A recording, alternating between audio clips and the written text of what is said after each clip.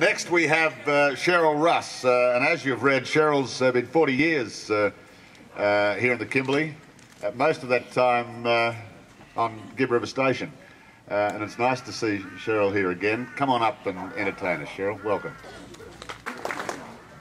The poem I'm to do is about a nurse who worked with RFDS. She was a primary healthcare nurse who did the clinic runs, not the emergency planes, but she had a charter plane every day that went to all the different communities. She was a red-headed Irish Catholic, rum-drinking Catholic girl from a family of 13 who loved to take the mickey out of everybody. At RFDS in Derby town, there lived a nurse called Monica Brown. With an alter ego of Stella Rama Rama, her pranks always caused a drama. Clinic runs her work each day, but airstrips her field of play. Each new chum she lined up with glee, as on the strip the ruse ran free. With a voice bursting with bubbly fun, she'd ask, "Who's going to do the roo run?"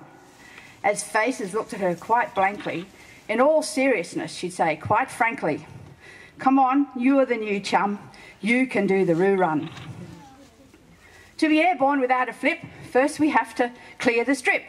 Wave them arms and yell cooey, make them roos scatter and flee. Don't just stand there, run like mad, and don't come back till there's no roos to be had. The locals knew the drill, cheered them on to get their fill.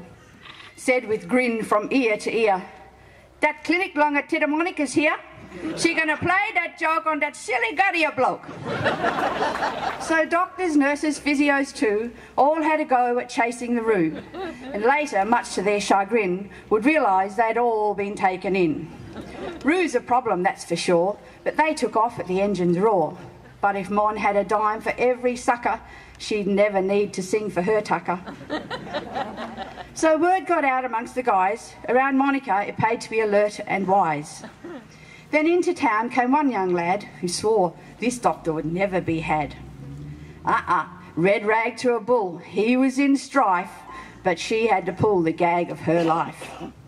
For a while she lay low, then his guard dropped to 0. Then a little while down the track, she let Stella have a crack. With his wife and some nurses in tow, it was time to flatten his ego. With some old blood from the bank and some mince that was rank, she bandaged her foot with a stake impaled. She would get him, never yet had she failed. The nurses rigged up a fake drip, looked the real thing, take my tip. Heart monitor and all, he was up for a fall. He couldn't know it was her, as she caused a huge stir. Dressed in a wig and a hat, she made sure of that. Sunnies and false teeth and long sleeves to hide the freckles underneath. So into ED he was called. At the sight of it, he was appalled. No, he couldn't see her eyes. Had a cataract removed. Little white might blow her disguise. Had a cataract removed. Little white lie. No need to prove, and he didn't try. He's pulled back the bandage so neat, only to spy the rancid meat. The blood had soaked through. What was he going to do? His next step stunned the lot.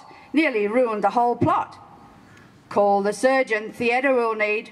Oh boy, at this her heart really did speed. Shit, what have I done, she thought, mine going 100 to 0. The surgeon was new and German at that, proud of his muscles and not at all fat. In he walked, tall and lean, to show off his prowess, he was keen. By now, she was in a real flap. Things were quickly turning to crap. Only decent thing any local would do, bolt for the door and shout toodaloo. So up she got and made for the door, but this only panicked them more. After her they came, like they were chasing bloody game.